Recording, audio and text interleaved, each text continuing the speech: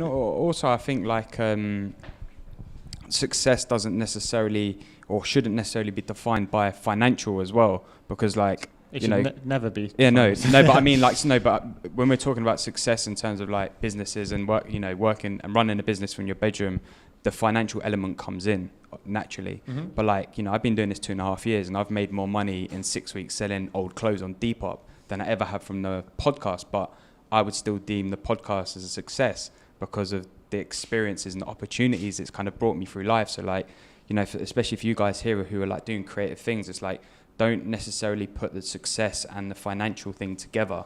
Like the success comes from your inner peace and your inner happiness, and then kind of what you're gaining from that. And like my whole life has changed in 2.5 years from starting this podcast. Like you wouldn't believe, like leaving work, and then like next year I've got an opportunity to do like loads of traveling whilst working, which is mad to me because I would never have like even thought about that whilst podcasting at the same time. So it's like, even if I don't make money from that, it's still a success because I'm bringing new experiences and opportunities and meeting new people and doing new things along that journey. And I think, that's where you guys are inspiring people, through the podcast, is like, although you've made money off the podcast and off the businesses, like you're still saying to people like, just go out there and do stuff. If it makes you happy, do it. And that's like a massive key point for... 100%. Look, we interviewed someone for the podcast. The episode's not out yet. It'll probably be coming out in January. But we interviewed someone for the podcast the other day who sold his business for £8 million. He decided when he was about 21, he was working in HSBC, and he saw a guy who'd been there for 30 years flipping through a catalogue. And after 30 years service, you get to go through the catalogue and pick what you want as your free gift. And he chose a lawnmower. And our guy Mike, he was 21 at that stage. He saw the guy who'd been there for 30 years, and he was just like, can't do that. Yeah, 30 years for a lawnmower. I hope it's a good lawnmower. But, I mean, there's so many people who live. It was sit on. A lot of people that live their lives like that, and so. But Mike decided that his happiness was going to be wrapped up in money, and so he went, well, okay, how do I get rich? Well, I have to learn how to get rich. This is a working class guy from Warrington up north, like no higher education, just hungry.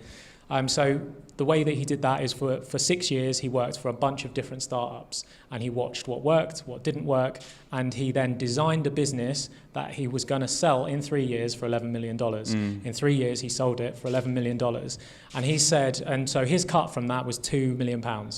As soon as that £2 million hit his bank account, he had a little barbecue with his friends, didn't he? And then he said, and then he was just miserable.